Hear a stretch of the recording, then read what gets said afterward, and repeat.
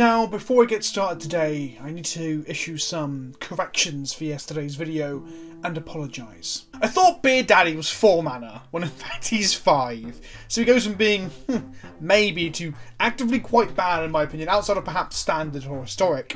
I also thought Gentleness's ult would make him cast the spells, but not put permanents into play like it actually does. So I said you could cast the 7 mana, take an extra turn spell. Basically, I played this deck quite a bit in week 1 of Standard, and I could have sworn that's how this worked. I feel like I've been, I don't know, I'm convinced I've stepped into a parallel universe where blue-green mythics and rares aren't quite as pushed as they were in my home reality. A case of the Mandela effect, perhaps. It would also seem that in this universe, Serra Angels were white, and not in fact black-green. How strange. Perpetual, hey! Hi, I'm Vince, also known as PleasantKenobi on the internet, the premier beard in esports entertainment, and it's day 2. It's the weekend of Kaldheim spoiler season. So let's just jump right the fuck into it. Frostbite is shock or bolt with snowcraft, which is what I'm calling it. If there's a lot of things in this set that care about you having 3 snow permanents, and this spell can't hit players. This spell is okay at best, it won't see much constructive play when Scred exists. Importantly, this is a snow instant, which means its random creature or permanent gets buffed significantly by you casting snow spells. It could push this to even better than I'm first predicting, but it's just not as good as Scred. Its one utility is that it can hit planeswalkers, and Scred can't, but yeah. I guess that is actually generally quite good. Maybe I'm being too harsh to this. The other thing to bear in mind is that this might be a template for what snow payoff looks like in this set. It might just be, do you control 3 snow permanents or not? And I kind of like that. It gives you a thematic consistency with things like Metalcraft, and yeah, I think that's pretty good. Next! Sigrid God of the Tree is a 3 mana 1/4 that taps for mana, has vigilance, and makes your other legendaries also tap for mana and have vigilance. A very cool commander, I think. Or if there's a Legends Matters mid-range deck in Standard, it might see some play. The flip side is a 5-colour enchantment which can now be in your command zone because of the front half, meaning we finally have an enchantment commander that also happens to be the mandatory 5-colour commander every set is absolutely obligated to have. The enchantment says that in upkeep you reveal cards from your deck until you hit a creature or planeswalker and then put that card into play. It's a cool effect, it's splashy, it's fun. I can see this being a fun build around commander card and perhaps the best one of the God Tribal, perhaps the best commander for God Tribal. Interestingly, although we can cascade into Seeker and then like play the other side with something like a Bloodbraid Elf, for example, which is probably one of the premier 4 mana, it is the 4 mana premier cascade spell. You don't really want that card in your deck with this 5 mana enchantment, right? Because in upkeep you can flip cards until you hit a Bloodbraid Elf, and then all you've got out of it is a 3/2 with haste in your upkeep, and that isn't good enough when you're cheating out a 5 mana enchantment. Instead, you could cascade into this with the 4 CMC spells like Captured Sunlight, but Captured Sunlight is garbage outside of the cascade. It seems cool, but then you'd have to pass turn, hopefully they didn't blow up your enchantment with an Assassin's Trophy or a Pulse or a Vraska, and then upkeep, you get to put something into play, which doesn't have haste. So if it's a creature, it probably won't do anything. So I guess you can play a Grizzlebrand and draw 7 cards, but then you've got to use those cards. Doesn't seem good. I guess I might fuck about with this by playing Ugins and Nicoboluses in Modern, perhaps. Next! Tyvarkell. This guy looks fucking sick. First of all, his pectorals, his upper body, his arms and biceps are how I wish I looked. Secondly, a powerful walker but for a narrow archetype, which is pretty good, I like that. It fixes for black mana off of your elves, and it makes token dorks. It untaps a big mana producer like an Archdruid on its uptick, it makes a token for 0 to protect itself, and its emblem draws you 2 cards per elf cast and gives them haste, which is basically, I win the game in an elves deck. The ultimate is basically a super glimpse of nature. The card is obviously strong, but probably not strong enough to make it the cut in Modern, unless Elves needs more tools to go grindier in an already relatively fast format. Weirdly, the ultimate is when you cast Elves, so his emblem doesn't synergize with his 0, which is minor, but it still just feels a bit weird. This could become part of Pioneer or Historic, perhaps, but in any format where Coco, Collected Company, is viable or is available, you probably want Elves you can hit off that and not this. Next! Cosmos Biscuit is a 4 mana flying 3/3 which makes Foretell better. That's interesting. Oh, and it's got Foretell itself. Look, I have to level with you. I don't really care much for this card, and I kind of hate all these flash creatures with upside. Whilst it isn't green and thusly isn't as pushed as that Night Pack Ambusher bullshit, I still dislike decently sized evasive flash threats that have like pure upside. I mean, I guess the decks in standard that like want to play this style of effect won't want to play Foretell, most likely, but I guess it does give you Foretell on your opponent's turn, so maybe that is the right way to go.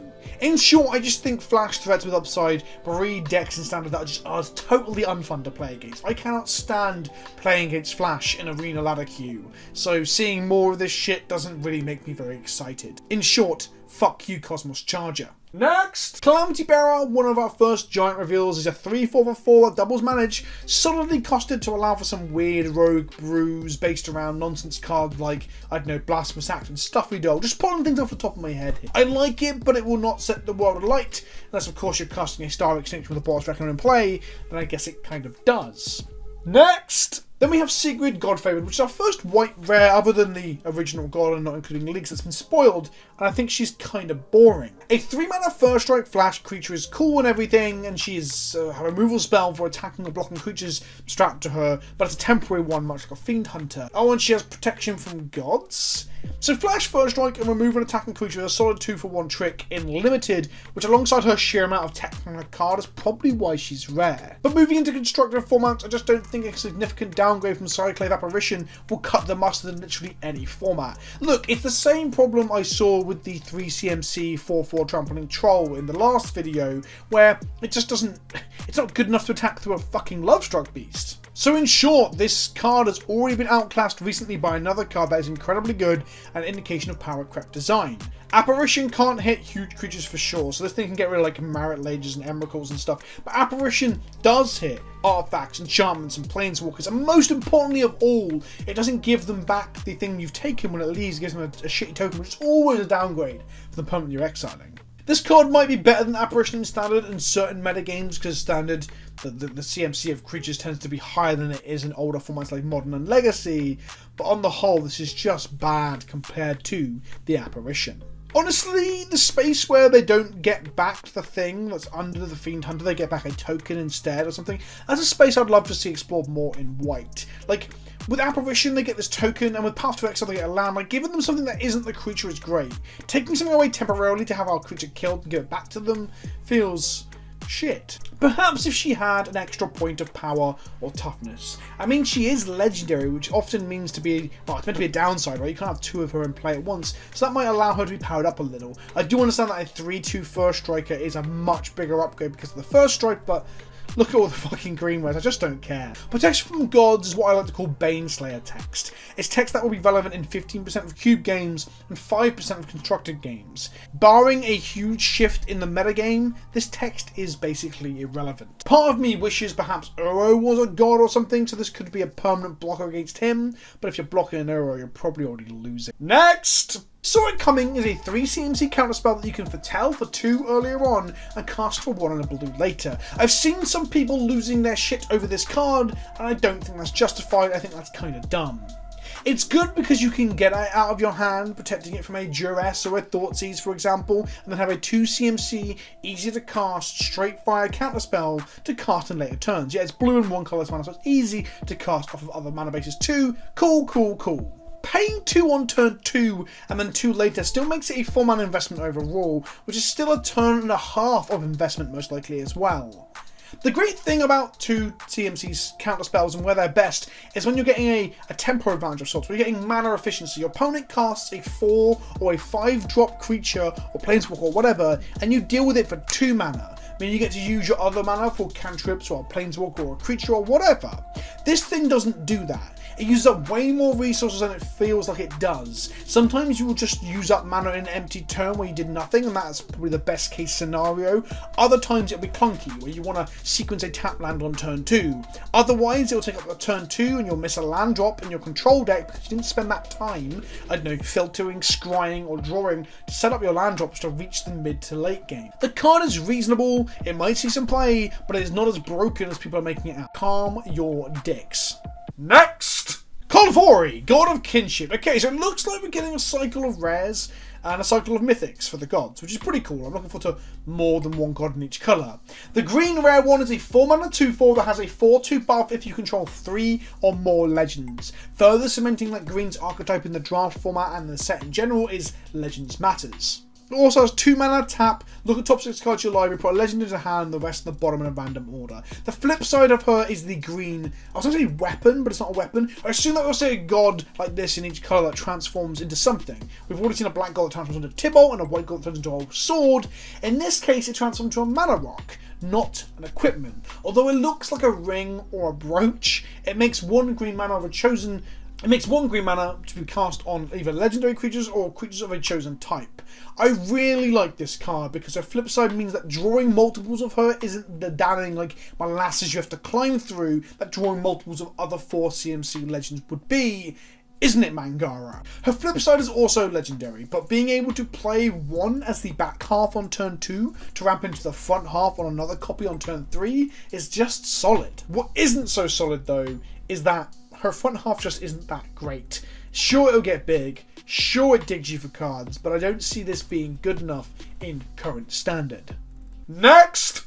Ravenform has caused a bit of a stir on the social medias. It's another example of Blue's polymorph to remove slice of the colour pie, something it's been doing for quite a while, but people were understandably confused as it feels quite white at first glance.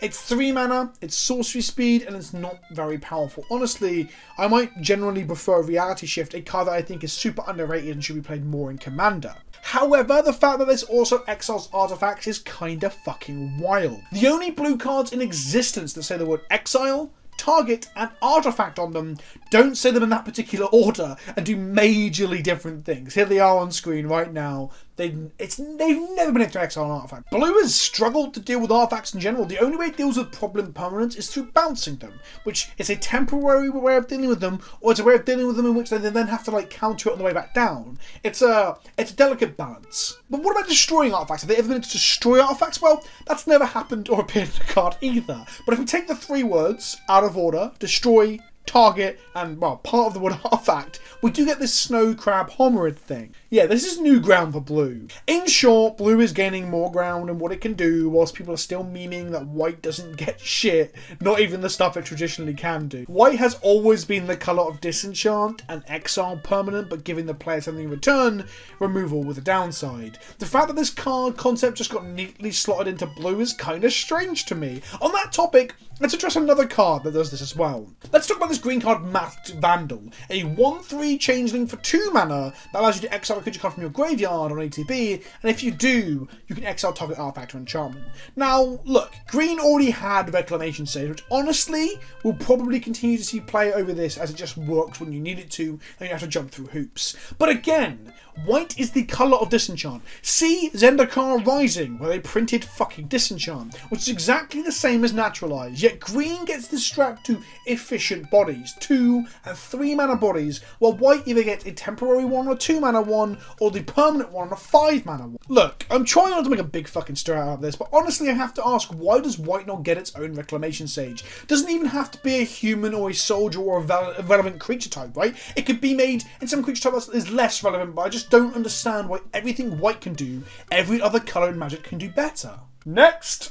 Path to the World Tree is a 2 CMC enchantment that puts a land into hand, and then if you have 7 mana, including a Wooburg, you can activate it and you gain 2 life, draw 2 cards, someone else loses 2 life, you shoot a creature for 2, and summon a 2/2 bear. I kind of fucking love the kitchen sink nature of this card, and I'll probably end up playing this in the 5-colour God tribal deck in Edict and Chill at some point, and if I activate it, I'm definitely targeting Koma. But more importantly, what about the actual, factual World Tree? It's a land, so my theory of it being another ludicrous Great Henge-like thing was wrong. That's 2 of my predictions dead in the water. Fuck.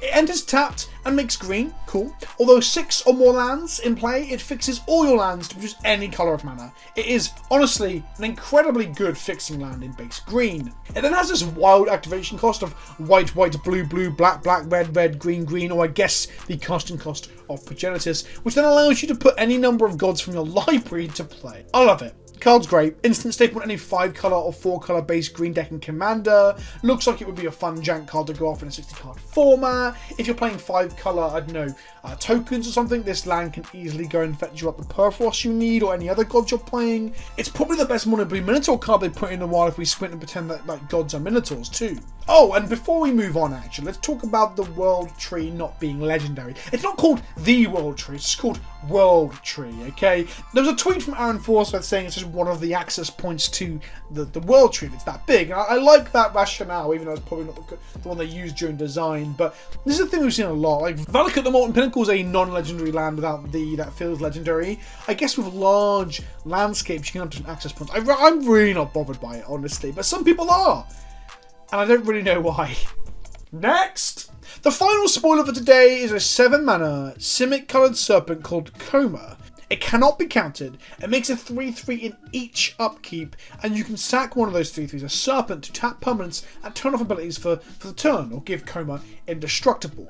This card is kind of nuts. Now, it's nuts in a... it's just pretty good and we'll see play, right? It's not nuts in an Oko way, I feel, which is nice. Seeing the blue-green mythic and not having it immediately look like it's going to fuck Legacy in the mouth is nice. There is a window after casting this where you don't have an extra 3/3 in play to sack to give it indestructible, so as you pass to your opponent, it does kind of die to removal. But from there on out, their upkeep and yours, or in a multiplayer game, every person's upkeep, making multiple snakes, you get a snake. And the snakes can tap things down, or they can give it indestructible. This means there is a weakness here. It is easy to kill with exile effects, the things that white should have, but blue also has now anyway. So you can exile it, so that's good. I guess the question is, where does this fit?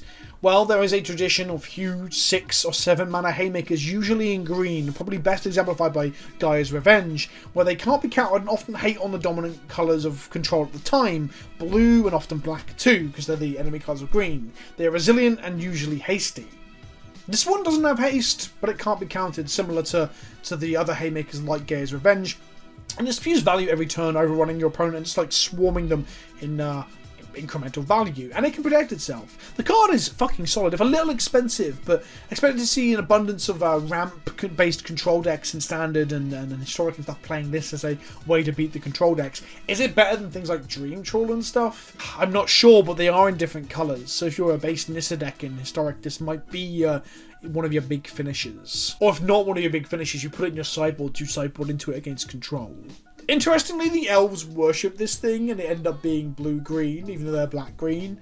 And also, it's a giant serpent that makes serpents, but serpents aren't snakes in Magic. If you think this is finally the blue-green snake commander you've always wanted, it's not a snake command. Now we have snakes, we have Naga, and we have serpents, and those things aren't the same. It's kind of the wolf dog thing. I know they're not the same, but it feels like they should be. I get that the Loch Ness Monster or a giant sea eel wouldn't be classed as a snake. It perhaps should be a serpent. But then I looked up eels, thinking that's kind of like a sea serpent, and maybe my knowledge of animals is not very good. But the eels were eels, but I've now been invited to fish. I guess? I don't know, it feels like a missed opportunity. It feels like if you could play this alongside snakes and Commander, it'd be a lot more fun. But that's just me. Anyway, that concludes today's spoiler talk. There'll be a few other things coming out, but these are the ones I wanted to talk about today. I'll be back with another video tomorrow, and then more spoilers on Monday and Tuesday. If you have any thoughts on what I've said, if I've made a mistake, or you think I'm talking complete shit, tell me in the comment section below. Are you scared of the new blue-green mythic? Are you still waiting tentatively to see how they break snow? Let me know in the comments below. I've been Vince, also known as PleasantKenobi on the internet. Don't forget to subscribe, you fucks, and I'll see you in the next video. Ta-ta for now.